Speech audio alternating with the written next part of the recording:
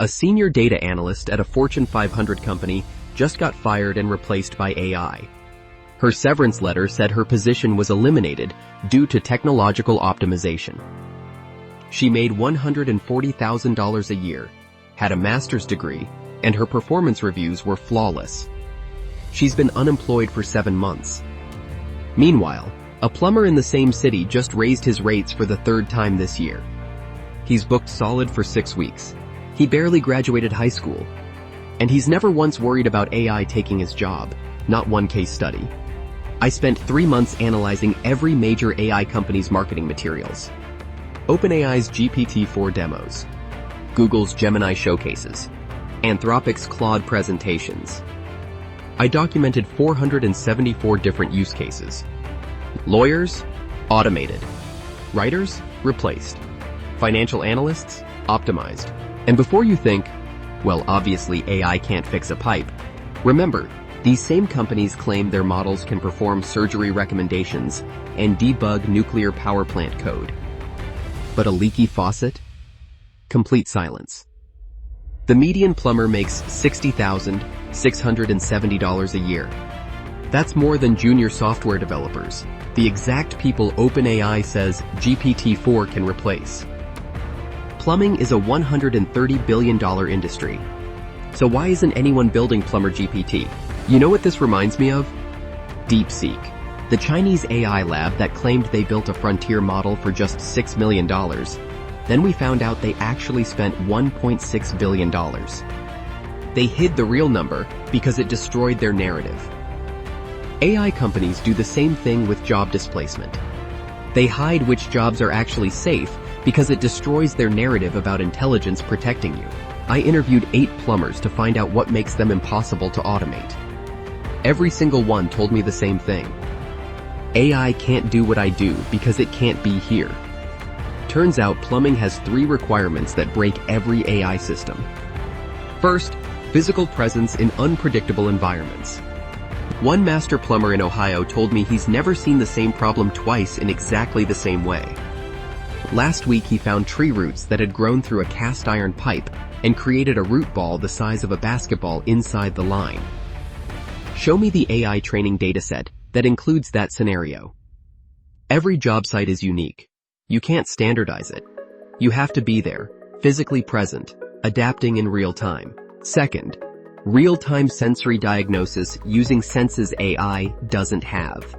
Experienced plumbers can hear the difference between a slow drip and a pressure leak just by acoustic signature. They can smell the difference between a gas leak and a sewer vent problem. A plumber in Colorado told me about a homeowner who insisted their water heater was broken because of banging sounds. He listened for 30 seconds and diagnosed thermal expansion in copper pipes. The fix wasn't replacing the $1,200 heater. It was $80 worth of expansion fittings he identified purely by sound. That's not happening with AI. In 2019, a plumber in Michigan installed a water heater incorrectly. 3 months later, the tank exploded. A 14-year-old girl was killed. The plumber was charged with involuntary manslaughter. He served 18 months in prison. His license was permanently revoked. You can't imprison GPT-4. You can't sue Claude for flooding a building. So here's what AI companies figured out, but will never say. The jobs most at risk aren't the ones requiring the most intelligence. They're the ones requiring the least physical presence and accountability. And the pattern is already playing out. I pulled Bureau of Labor Statistics data from the last 3 years. The job categories with biggest AI-related displacement? Senior business analysts, marketing managers, junior software developers. Average salary of workers displaced by AI in 2024? $127,000. The categories with biggest wage increases and lowest unemployment? Electricians, HVAC technicians, licensed plumbers. Average salary? $58,000. The people making more than double are getting fired. The people making half are raising their rates. If your job can be done entirely through a screen with no physical accountability, you're in the danger zone. The $180,000 data analyst working remotely? more replaceable than the $55,000 HVAC technician driving to job sites. And every AI CEO knows this. They just can't say it because their customers are those remote workers who think intelligence protects them. But here's where this gets darker. They're not just replacing digital jobs. They're redesigning organizations to eliminate roles entirely. A former VP at a major tech company told me on condition of anonymity, "We didn't just replace business analysts with AI. We restructured the workflow so we didn't need analysts at all." The AI generated reports automatically. Executives reviewed them directly. We eliminated 3 layers of middle management because AI removed the information bottleneck. That's the real threat. Not that AI does your job, but that AI makes your job unnecessary. And it only works on digital jobs. You can't restructure around a plumber. The pipe still needs a human. The liability still requires a licensed professional. Why don't AI companies talk about plumbers? Because it exposes the weakness in their $600 billion valuation story. AI isn't replacing dumb jobs first and working up to smart jobs. It's replacing digital jobs first, regardless of intelligence required, and will never replace physical, accountable jobs. Remember that unemployed data analyst? I talked to her.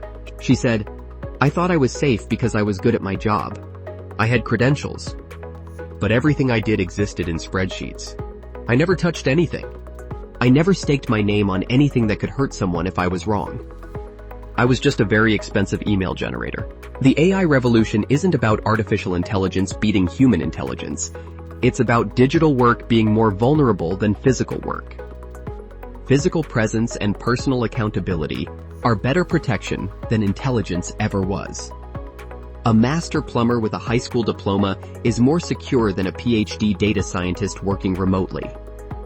The best defense against AI isn't being smarter than the algorithm. It's being more present, more accountable, and more physically embedded than the algorithm can ever be. That's the career intelligence they don't want you to have.